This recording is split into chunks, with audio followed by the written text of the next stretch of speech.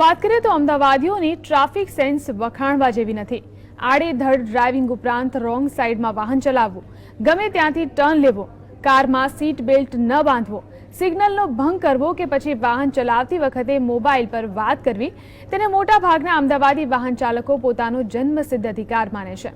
પરંતુ હવે ટ્રાફિકના નિયમનો ભંગ કર્યો તો દંડના નિયમના પહેલી વારના ભંગ બાદ બીજી વાર એ જ ટ્રાફિક રૂલ્સનો ભંગ કરવામાં આવશે તો બમણો કે તેનાથી પણ વધુ દંડ ભરવો પડશે।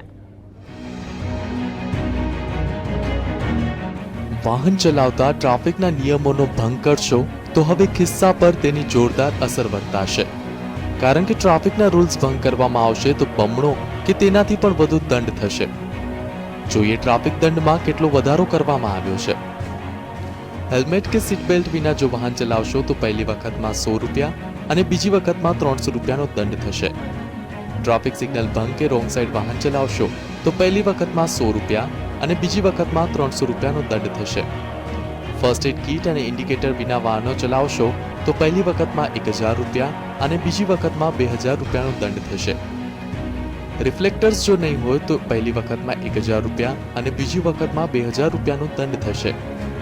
વધુ પડતી સ્પીડે વાહન હંકારવા બદલ પહેલી વખતમાં 400 રૂપિયા અને બીજી વખતમાં 1000 રૂપિયાનો દંડ થશે।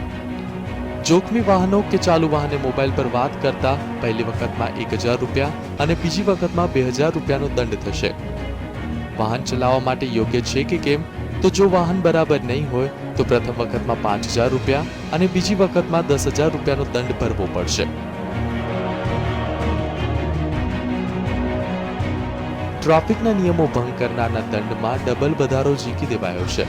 ટ્રાન્સપોર્ટ ડિપાર્ટમેન્ટે જાહેરનામું બહાર પાડી દીધું છે અને લાગુ પણ કરી દેવાયું છે, ત્યારે દંડના આ નવા નિયમોનું પાલન થાય છે કે કેમ તે જોવાનું રહેશે।